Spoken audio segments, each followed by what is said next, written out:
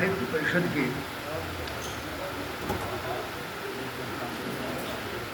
संपन्न में अपना दिवस के अवसर पर आयोजित कार्यक्रम के विद्वत वरेण्य अध्यक्ष प्रोफेसर हरिशंकर मिश्र जी, चेतना साहित्य परिषद के श्रेष्ठ गीतकार, मैं तो उनको गीत शिरोमणि कहा करता हूँ, आदरणीय डॉक्टर कमलेश जी और ओजस्वी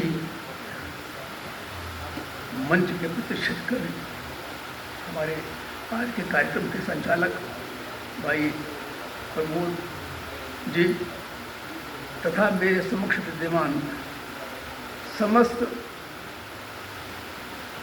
साहित्यकार बंधुओं एवं साहित्य प्रेमी जनों सहित मैं इस सभागार में उपस्थित संपूर्ण पूंजीभूत प्रतिभा को हृदय से नमन करता हूँ। 2-3 बातें भी कहने हैं, अधिक बोलने की आवश्यकता नहीं, लेकिन समय बहुत हो गया है। कविता के संबंध में एक बात ध्यान रखने की ये है, हमारे यहाँ साहित्य और काव्य पर प्रभुत चिंतन हुआ है। भारतीय साहित्य में संस्कृत के आचार्यों ने भी पर्याप्त चित्रण उसका विश्लेषण किया और हमारे हिंदी के साहित्यकारों ने भी। आचार्य रामचंद्र शुक्ल जी ने बड़ा प्रसिद्ध, मैंने उनकी कई बार चर्चा की है, कविता क्या है निबंध उन्होंने लिखा, बड़ा महत्वपूर्ण निबंध है। उसको उन्होंने लगभग 20-22 वर्ष तक वो लिखते रहे, बार बार उसको संशोधित करते रहे। आप सोचिए कितना महत्वपूर्ण निबंध होगा। उन्होंने एक बड़ी नई बात लिखी है, मैं उसकी ओर आपको ध्यान आकर्षित करना चाहता हूँ। आप देखें, उन्होंने कहा है कविता जो है वो मनुष्य के, वो हमारे मानव हृदय की संवेदना की सरस अभिव्यक्ति है, ऐसी रमणीय अभिव्यक्ति है जो अपने मानव मात्र के प्रति तो एक प्रकार का संवेदना सहानुभूति का भाव जगाती ही है और विश्व की विभिन्न वस्तुओं पदार्थों के प्रति भी हमारे रागात्मक संबंध को जोड़ती चलती है। तो आपने बड़ी महत्वपूर्ण बात उन्होंने कही थी। उन्होंने कहा एक प्रकार से जो स्थान कर्मयोग का है, जो स्थान ज्ञान योग का है, कहने का तात्पर्य है ज्ञान योग हमको जिस सर्वोच्च धरातल पर पहुंचाता है और कर्म योग हमको जिस सर्वोच्च धरातल पर पहुंचाता है, भाव योग से कभी भी हमें उसी सर्वोच्च धरातल पर पहुंचाता है। ये बड़ी नई बात उन्होंने कही थी। संस्कृत में भी किसी आचार्य ने ये नहीं कहा है, ये उनकी मौलिक बात है कि भाव योग जो है वो न ज्ञान योग से कम है न कर्म योग से कम है, उसी स्तर का है। आप देखें, इसीलिए तो हमारे यहाँ साहित्याध्यात्म की भी बात की गई है। जिस आध्यात्मिक चेतना पर, जिस उच्च धरातल पर ज्ञान योग के माध्यम से हम पहुँचते हैं, उसी कर्म योग के माध्यम से पहुँचते हैं, उसी धरातल पर कविता भी हमें प्रतिष्ठित करती है। लेकिन इसके लिए आवश्यकता किस बात की है? आवश्यकता इस बात की है कि हम जिस विषय वस्तु को लेकर के लिखें उसके प्रति हमारा संपूर्ण समर्पण हो। समाधिस्थ होकर के अगर हम समाधि में डूब करके लिखेंगे तो सच्ची कविता की रचना होगी। और इसके लिए मैं एक सूत्र मात्र आपको दे रहा हूँ। अज्ञेय की कविता है, बड़ी प्रसिद्ध उनकी कविता है, वो आंगन के पास बात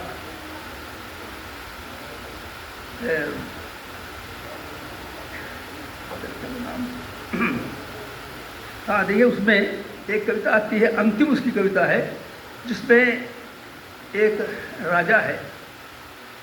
उस राजा के राज्य में एक बहुत बड़ा साधक कलाकार था। उसका नाम था वज्रकीर्ति।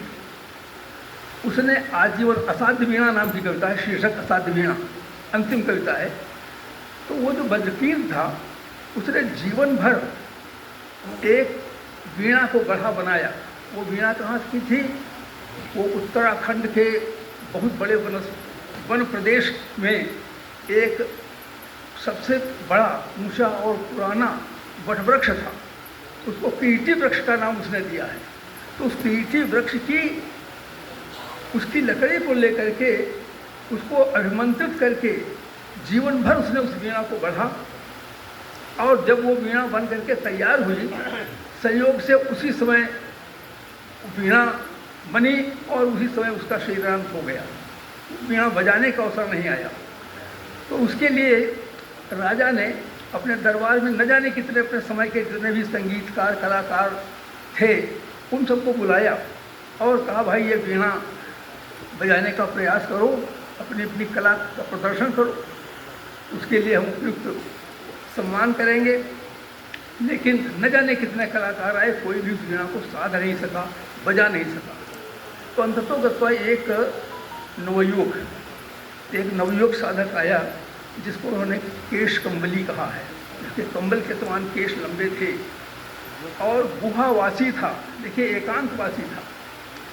वो जब साधक आता है तो उस वीणा को आया दरबार में, उसके सामने वीणा रखी गई, उसने वीणा अपना केशों का कंबल बिछाया, उस पर वीणा को रखा और उसके तारों पर धीरे से मस्तक रख करके बैठ गया। लोगों ने सोचा क्या हो गया, इसको क्या सो गया है? तो अब लेकिन कुछ देर के बाद में फिर उसने उस वीणा को अपने गोद में उठाकर रख लिया और उस वीणा को याद करने लगा। उससे कहने लगा कि मैं तो तेरा अबोध बालक हूँ, तू गा, मैं तेरे को सुन सकूँ। तूने अपने जीवन में न जाने कितने पतझड़ वसंत देखे हैं, न जाने कितने प्राणियों को तूने त्राण किया है, छाया दी है, कल्याण किया है, और कितने ही समय कितने ही पक्षियों को, पशुओं को, कितने ही जीवों की आवाज़ें सुनी हैं, उनकी स्वर लहरियाँ तेरे में विद्यमान हैं। तो उन सब कुछ ऐसा कर कि मैं तेरी उन समस्त स्वर लहरियों को सुन सकूं। और तुझे जिसने गढ़ा है वज्रकीर्त नाम के महान कलाकार ने, उस कलाकार को याद करने लगा। अब वटवृक्ष को याद करते करते उसी में डूब जाता है। संक्षेप में कहानी बता रहा हूँ। और जब डूब जाता है, बिल्कुल उसी में खो जाता है, तो भूल जाता है मैं कहाँ हूँ, क्या हूँ। ऐसे क्षण में जब लोग सोच रहे थे शायद वीणा नहीं बजेगी, ये तो लगता है सो गया है, लेकिन कुछ देर के बाद में अंततोगत्वा उसका एक हाथ उठता है और वो अपने मन ही मन में केवल समर्पण कर रहा था उसको कि तू गा, तू गा, तू गा, मैं तेरे को सुन सकूं। अनेक रूपों में से इस प्रकार से बात कहा है। जो विस्तार लंबी कविता है, सबसे लंबी कविता है आंगन के पार द्वार की। तो आप देखें अंत में फिर वीणा झंझना उठी और तारों की झंकार शुरू हो गई। वीणा बज करके धीरे धीरे शांत हो गई, स्वर शांत हो गया। तो उसमें सभी ने अपने अपने अनुरूप उसकी आवाज़ को सुना। ये बड़ी विचित्र बात है। राजा को अपने अनुरूप स्वागत सत्कार लिए हुए, जयमाल लिए हुए कोई एक व्यक्ति दिखाई दिया। रानी को इसी प्रकार से अपने अनुरूप दिखाई दिया। जो व्यक्ति धन का लोभी था उसे खनखनाहट सुनाई दी तिजोरी की। जो वासनाग्रस्त था उसको पायलों की छमछम सुनाई दी, इत्यादि इत्यादि। आप देखिए तो इस प्रकार से सब ने सुना अपने अपने रूप। और अंत में फिर राजा उठे उसका स्वागत करने के लिए, जयमाल डालने के लिए। तो उसने कहा नहीं, ये मैं कुछ नहीं हूँ, ये तो सब कुछ की तथ्यता थी। मैंने जो सब कुछ है, जो सर्वस्व है, उसी के लिए मैंने उन्हीं से प्रार्थना की थी। उसी ने जो कुछ गाया है, सुनाया है, मेरा इस पर कुछ नहीं। और वो उसने अपना कंबल लपेटा और चला गया। आप देखें सिर्फ कहानी इतनी सी है, कहानी में संक्षेप बता रहा हूँ। तो आप देखें विशेष बात क्या है। इसी को आधुनिक हिंदी कविता में नवरहस्यवाद कहा गया है, न्यू मिस्टिज्म कहा गया है। अब नवरहस्यवाद क्या है? आपने अगर राम वाला, आपने राम का चरित्र बहुत आया है बार बार, आपने पढ़ा है। उसमें जब धनुर्भंग हुआ, राम आए वहाँ पर, तो देखें रूप महारंधीरा मनो वीर धरे शरीरा दरे कुटिल प्रभु निहारी मनो भयानक मूर्ति भारी। लोगों ने अनेक अनेक रूपों में राम को देखा। अब एक राम है अनगिन रूपों में राम देखे गए। तो वहाँ एक वीणा बजती है, इन अनगिन अर्थ अनगिन रूपों में लोग अपने अपने अनुसार लोगों ने उसका दर्शन किए। आप देखिए तुलसी का प्रभाव यहाँ पर भी दिखाई दे रहा है, बड़ी विशेषता है। लेकिन एक वैशिष्ट्य भी उसमें है नवरहास्यवाद का। तो यह कविता हमको संदेश क्या देती है?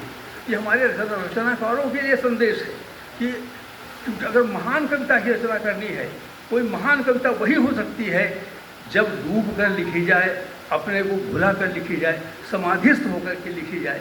मैं इन्हीं संक्षिप्त शब्दों के साथ में आप सबको नमन करता हूँ, वंदन करता हूँ, अपनी वाणी को विराम देता हूँ। समय भी हो गया है। बहुत बहुत धन्यवाद। एक बार जोरदार तालियां आप लोगों की।